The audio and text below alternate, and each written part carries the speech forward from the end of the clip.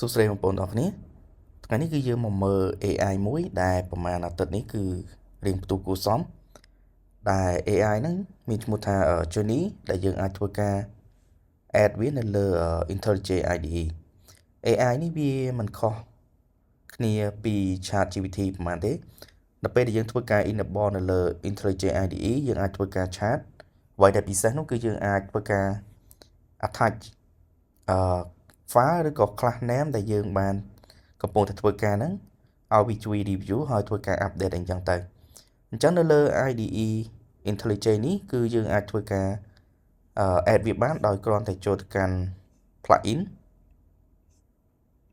ហើយយើងចូលកន្លែង marketplace នេះមកធ្វើការ search ឈ្មោះថា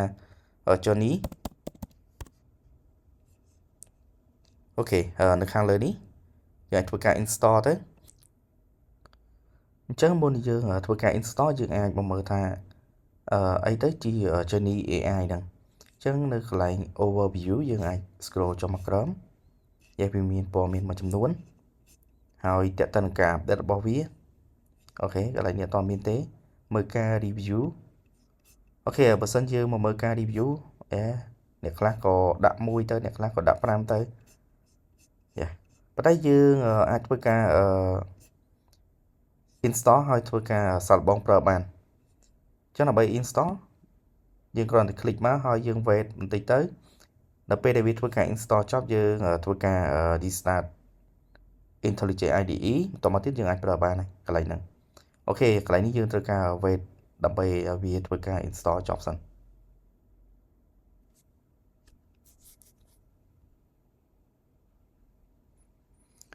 អូខេឥឡូវវាធ្វើការ install ចប់ហើយយើងចុច apply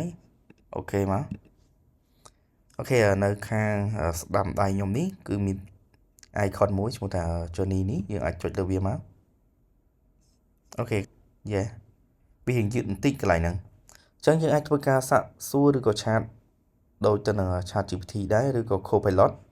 អញ្ចឹងកន្លែងនេះខ្ញុំអាចសាកសួរJava code print hello world សម្រាប់ Journey នេះវារៀង slow ជាង ChatGPT ឬក៏ Copilot បើមែនតែនទៅប៉ុន្តែអីដែលពិសេសហ្នឹងគឺវា free ហើយយើងអាចធ្វើការ add file ដែលយើងចង់ឲ្យវាជួយធ្វើការ update អីចឹងណាអូខេសាក់អូខេយើង skip តែម្ដងទៅអញ្ចឹងឧទាហរណ៍ថាបើខ្ញុំចង់ add file ដើម្បីវាជួយកែសម្រួលយើងអាចចូលឧទាហរណ៍ថាខ្ញុំចង់ដូរអូខេឥឡូវខ្ញុំមាន stream controller នេះឥឡូវខ្ញុំសាកឲ្យវាធ្វើការ enhance ចុះ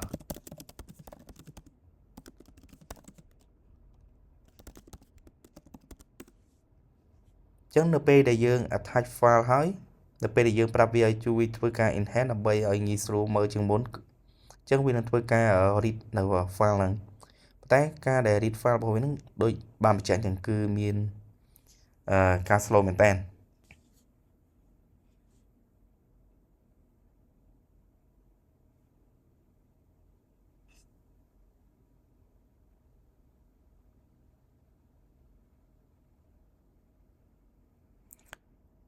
អូខេវាចាប់ផ្ដើមធ្វើការ edit file របស់យើងអញ្ចឹងកន្លែងនេះយើងត្រូវរងចាំបន្ទាប់ពីវា edit ហើយវានឹងប្រាប់យើងថា edit អីខ្លះ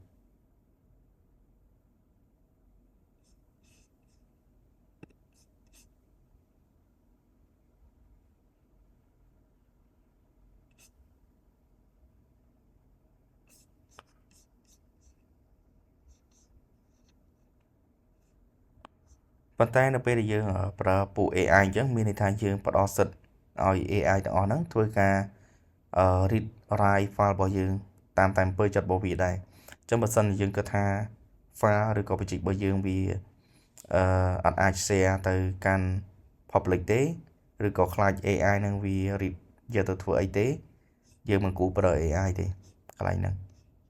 អូខេដានអញ្ចឹងខ្ញុំសាកទៅមើលថា file stream ហ្នឹងវា update អីខ្លះអូខេអញ្ចឹងខ្ញុំចុចកន្លែងនេះតែម្ដងទៅអូខេទី1វា add នៅអូខេ add នៅ comment ខាងលើវាប្រាប់ថា class controller ហ្នឹងអីខ្លះអញ្ចឹងទៅហើយវាមាន add request mapping ដោយវា start ចេញមក API stream តែម្ដងអូខេ comment ភាគច្រើនគឺសិតតែ comment ហើយនៅកន្លែងនេះគឺមាន request parameter request param គឺ require true request param require for default value កន្លែងនេះគឺវាបន្ថែមមកយើងហើយកន្លែងនេះគឺវាធ្វើការសិក្សាទាក់ទងនឹង message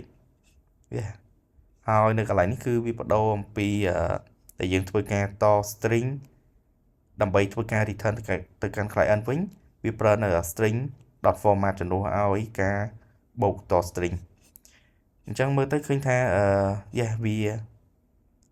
គួរសមដែរគ្រាន់ថាវា response រៀង slow បន្តិចចំពោះAI journey ហ្នឹងអូខេវីដេអូហ្នឹងគឺមានតែប៉ុណ្្នឹងទេទាក់ទងនឹង